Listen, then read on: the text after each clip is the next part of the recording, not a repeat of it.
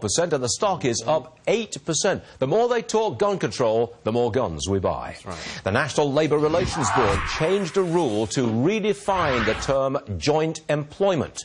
The move could have a big impact on franchise businesses. Adam Shapiro is here to break it down. What does this mean to franchises? It's going to be a lot of trouble for franchises, and potentially some of them may find it very hard to do business going forward. Let me give you the quote first from the International Franchise Association about why they think this is a horrible ruling. This is from their CEO, quote, "The decision ignores nearly 50 years of bipartisan policy and decades of court and regulatory rulings and will ultimately harm our national economy. Here's why. 780,000 franchises nationwide. They employ close to 8.5 million people, and they have an output economically of $890 billion. That's almost, think about that, an $18 trillion economy. It's almost $1 trillion. This is a big issue. The National Labor Relations Board is now going to, on a case-by-case basis, and here's a hypothetical. McDonald's is a brand. Everyone knows it nationally. There are franchisees who operate their McDonald's franchise.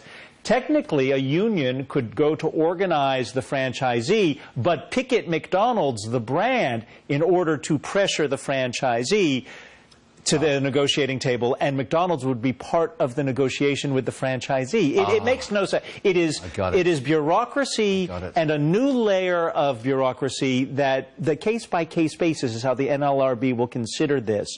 And this was definitely a political situation. It broke down 3-2 on the NLRB, the 3 Democrats versus the 2 Republicans. They want to increase unionization in the franchise. It was a political move. That's what it is. Yes. Adam, thank you very much indeed.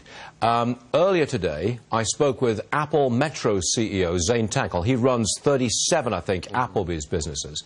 His company owns and operates, actually 38 Applebee's. No, it's not. Okay. He was saying that he, too, is going to be negatively affected by this National Labour Relations Board ruling. I'm going to bring in an attorney. His name is Michael Lotito. Michael, you work with labour groups. This sounds to me like a real problem for businesses, especially franchise people. Tell me all about it. Well, I represent all kinds of businesses, and this is a huge problem, not only for the franchise industry, but for any B2B relationship, because there's all different kinds of relationships, because business wants to have 1 + 1 make 11. You make widgets, and you decide that you want to provide food service for your employees, so you hire my food service company in order to help you. One of my employees shows up with a union button. My manager tells him to take it off. I get an unfair labor practice. My unfair labor practice is now your unfair labor practice. My employees decide to vote for a union. That means that they're your employees, and they're suddenly unionized. They begin to negotiate with me at the bargaining table, and suddenly you're at the bargaining table with me. They strike me, they're really striking you.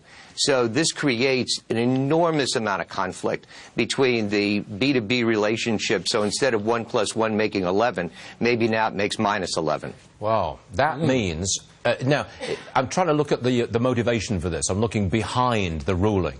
Is it an attempt to push unionization, in particular, into the fast food business?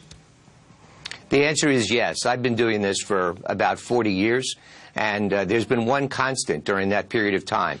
Virtually in every one of those years, union market penetration has gone down. So today in the private sector, it's about 6.5%, about 7 million people. And unions are desperate in order to gain market share.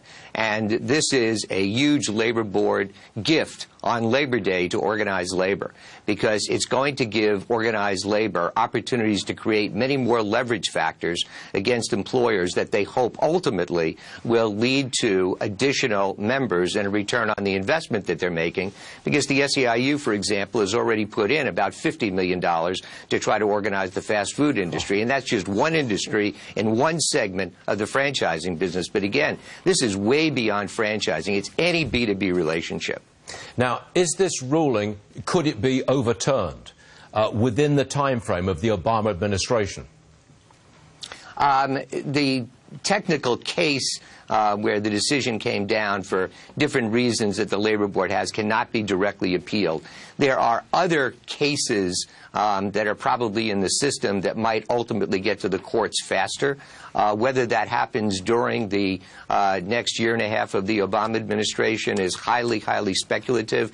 However, Senator Alexander announced yesterday that he's going to introduce legislation to overturn this.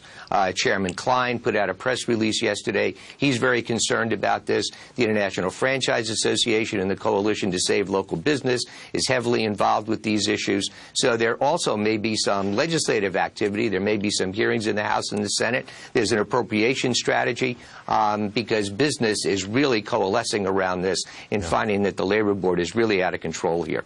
Michael, we appreciate you being with us. It's a complex technical issue for many, many people, but I think you sliced right to the heart of it, and we appreciate that. Michael Lotito. Very kind of you. Thank you very much. Have a good weekend. Yes, sir. Thank you.